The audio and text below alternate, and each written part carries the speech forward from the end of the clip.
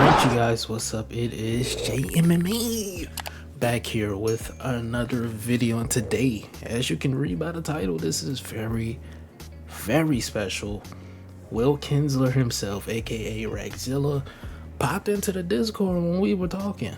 We were talking about talking about clinching in the ref, and in the middle of that conversation, he just popped in, answered a lot of questions. Some difficult ones at that, which I'm very surprised at. So we're gonna get right into it with this first one, which was from Leafy. Shout out to Leafy. He's actually the one that said something about Rex, and then he responded to me, and I that's what like started it. So shout out to Leafy, because I believe if Leafy didn't start it up, Rex probably wouldn't respond. But who knows? But Rexzilla says he's asked how he's been. He says, I'm good overall. He just tries to keep his head down, because specifically he doesn't like the posts that have been made by him, being scapegoated, things like that. And I could understand that. Something that I really try to hammer home sometimes. It's not more so defending, it's just more so being a realist. In a company, there's not just one. So if anybody deserves some type of blame, if there was just one singular person, it would always be the owner. I really try to hammer home with just the whole back and forth. Is it will, is it not? Just more so, if anyone deserves the blame, it's Ash. Like I was saying, it's the owner.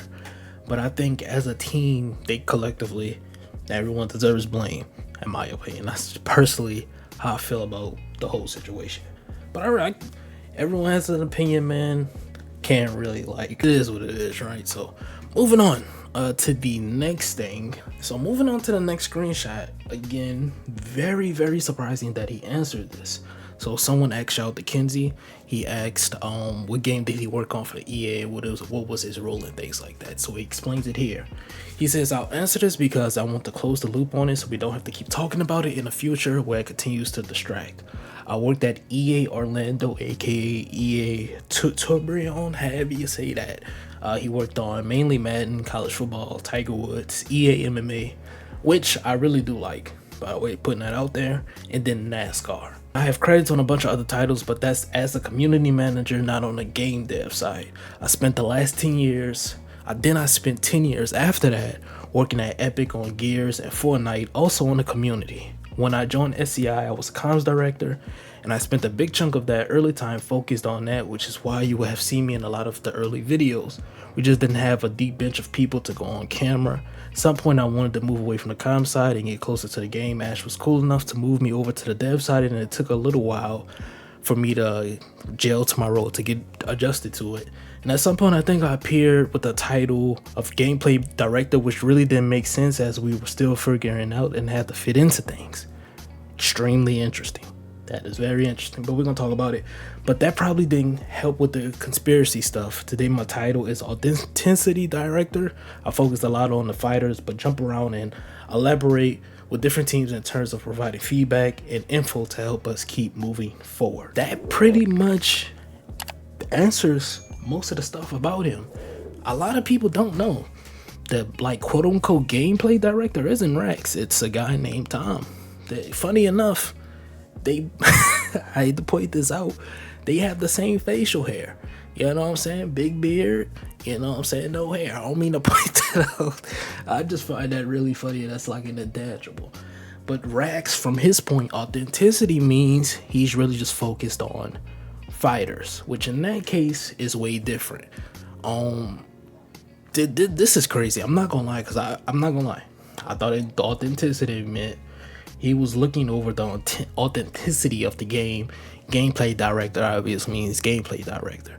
So from his standpoint to what he's saying, he didn't ask for the gameplay director role. That wasn't his job at first. It just was something that was given. He had to roll with it.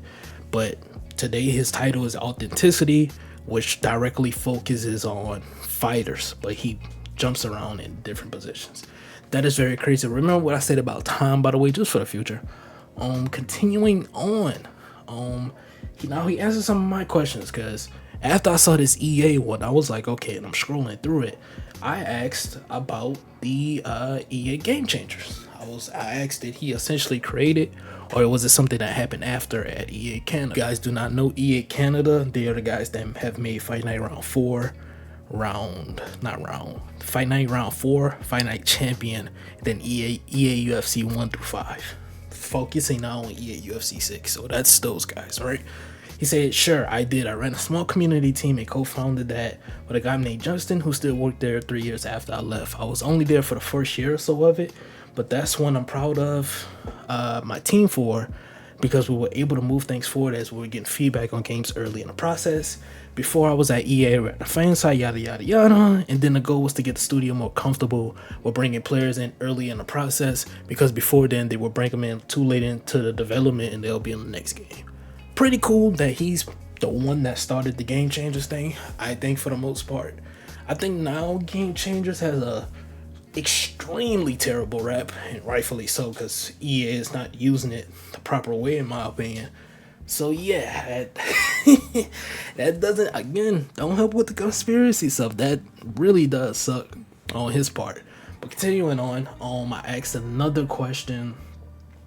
I told him, it's a small world that makes a lot of sense, and I basically told him, stuff here. Is he trying to implement that with Undisputed? Was that the goal when he was hired from Epic Games working on Fortnite to here? And his answer was, it might not be something where I'd be the person to have it a driving force in here, but I do think, because, by the way, before I continue, because Rex has always talked about fan service a lot, mainly from Sifu. At the time, 2021, Sifu was coming out, and it was showing attention to very small creators. They weren't giving their game early to big creators. It was very small creators. So that's why I asked the question. But continuing on, he said, in general, I think building a community is something that we could give more attention to. I come from the background, so it's a thing I personally care about, and the broader team does as well. It's just a matter of getting all the ducks in a row to make it happen. He said, credit to Shep and Sav, because those are the things that the team really cares about, which is good to see. Because I'm not gonna lie, that bridge between the community and this company is not the best. And I will say, this past month and a half, 2 months, something like that, since the summer started, which is like June when Steve was hired, they've really tried to make an effort to close that gap, and I think it's getting closer to being closed. I just need a little bit more urgency, in my opinion. That's what I would want to see as far as the urgency part. And I think he answered one more of my question. I think that was it, though. I think that was the only question he answered. Yeah, that was it. So moving on to one of the last ones, which is from Poe. Shout out to Poe. His question was, did the direction from ESBC to Undisputed change? Did he have anything to do with Ash's vision changing? Did Ash's vision change? It was a very great question. I'm not gonna lie. It was a very great question. He says, I am not responsible for the vision of the game. I joined the studio because I was already a fan of the vision. I think what you've seen is a first-time game studio running up against challenges of having a really ambitious vision for what a boxing game can be, and it's fair for the players to measure against us that came before it. From our side, we didn't build Undisputed from what came before. We had to build it from the ground up. So along with that came all sorts of obstacles, learning, etc., etc. But of course, myself and the rest of the studio still look at things from the lens of what can be done to keep us going in that direction. That's unchanged even before I joined the community. So essentially what he's saying is, no, a lot of factors play into it. Now, he didn't say this, but if you personally ask me, this is what I think. Now, a lot of people talk about Turkey is funding the game. Turkey didn't necessarily fund the game's development. He just funded the marketing. Well, him and his Rexzilla and partners. They have other investors who have invested in the game. That's not Turkey, Al-Sheikh, Rexzilla, etc. I think those investors saw that shit, Rexzilla's jumping, push this game out, let's make the most money we can. We want our return on investment. That's what I think happened. And that happens a lot. I was having this discussion in my Discord, and my dude, his name is Fix Decent. I forgot Sebastian. Sebastian brought this up. This happened with actual Call of Duty.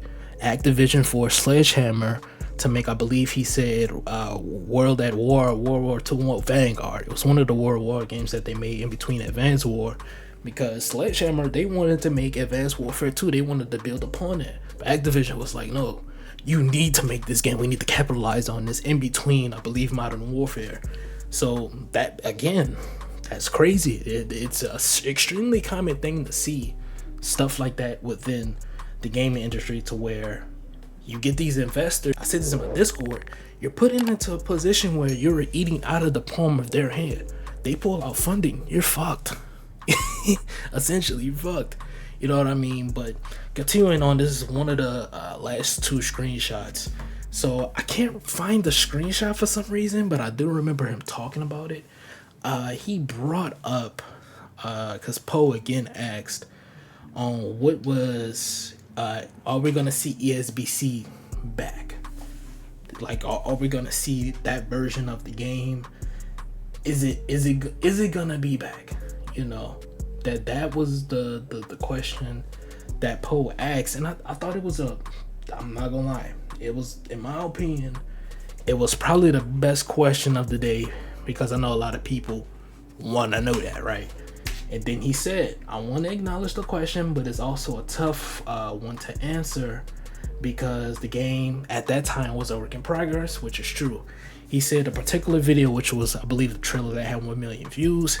I think it's even a little before I joined, so I may not have all the context of those things. But what I can tell you is I've played the work in progress in 2021 compared to 2025, and there really isn't a comparison.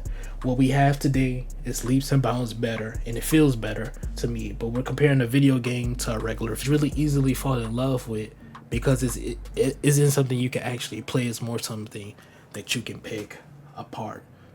Very, very, that's an interesting answer. In my opinion, a lot of people ask me, does the betas are the best version of this game? I really don't bring up ESBC because, again, I didn't get to play it. None of us did, outside of 6 content creators, 2 of which, there's only 2 of them left that were from that group. Well, 3, Showbiz, Juice, and Fanatical, who still make videos relatively on Undisputed. Study's no longer making videos. Reese is no longer making videos. Shout out to Coach's Corner, no longer making videos on a game. So they're, you know, those are the only 3 left, and they say, well, Fanatical and Juice primarily have said multiple times that the betas were the closest things to ESBC. So that's what I really like to go off of. So going off of that, comparing those 2 builds that we have now, there's redeeming qualities in both. I feel like both were seriously flawed and would not work as a release game. I'm putting that out there now, because in the betas you were able to spam jabs. So I'll put up a screenshot. Someone literally spammed 500 jabs versus me to get jab stuns. If that was in the game currently, I would be pissed off, like just straight up. So they both were flawed, but I think the betas had more redeeming qualities than what we have now. I think that's really fair to say. That's not even close, right? But that's pretty much it. Yeah, that's pretty much all the questions. Yeah, he answered the questions for like an hour straight. There's more like small stuff in there if you want to join the Undisputed Discord and go look at it. But for the most part, that is it. So if you guys have not already, please sure to like, comment, subscribe, all that good stuff. Let me know down below in the comment section, what do you think about what he had to say. It's been Jay. Do something productive with your day. Being near me is not productive. Y'all stay up, stay blessed, and it's been Jay. Peace.